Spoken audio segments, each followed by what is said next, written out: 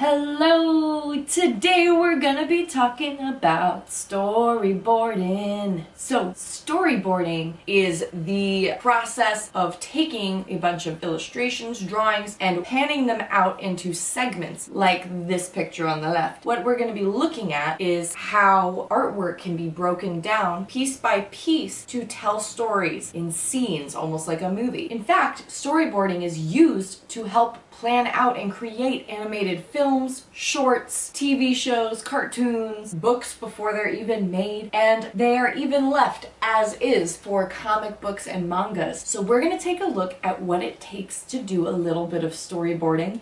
And remember those aliens that we made yesterday? Well, we're going to use them for our stories today. So storyboarding is commonly used in comic strips that you might see in the newspaper or comic books you might buy at the store. That's a place we might be able to see them exactly as they are. In this Calvin and Hobbes comic strip, we can see the same two characters in 4 different scenes. Now the picture doesn't change too much, but the words do and the feelings do. In Spider-Man comics and other Marvel and DC comics, each scene is going to be very different. Each picture changes because there's so much action to capture in those particular comics.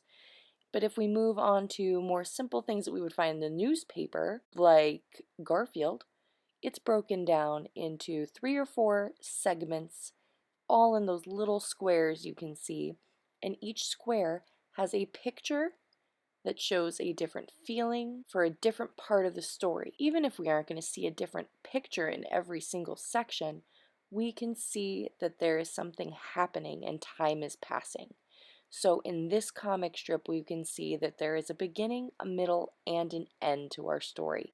The beginning of our story tells us what the story is about. So in this comic strip, it says, "I'm not a morning person." That's Garfield's first thought of the day. So that means that the rest of the story is going to be about that first piece. Then we get to the middle where he says, "And come to think of it," to kind of bring together the beginning and the end.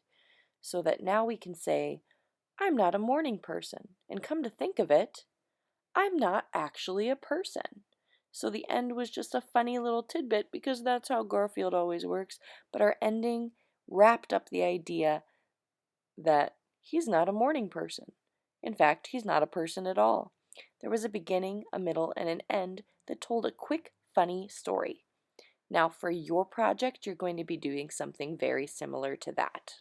So now that we've taken a look at how to storyboard, we're going to start taking those wacky aliens we made yesterday and telling a story with them. So in our storyboard, each part is going to have our alien in it. We're going to tell a story about that alien through pictures only. We don't need any words unless you would like to add them. So maybe you want to tell a story about how your alien rode in his spaceship over to the moon to get some ice cream. I don't know. But that would mean that our first scene would be in our little square, and we would probably see our alien sitting at home or walking out of the house to get to his spaceship. And then our next scene, he would probably be flying it. And the next scene, he would be parking on the moon. Then he'd be walking over to the ice cream store and leaving with 40 ice cream scoops. Oh, I'd love some ice cream right now. So it's your job to come up with your own story. Have at least 3 or 4 segments in your storyboard. You can absolutely make more and challenge yourself to go further, but I just want you to give it a try and do a couple of quick illustrations that will help create a story with your character. So until next time, remember that you are so smart, so important,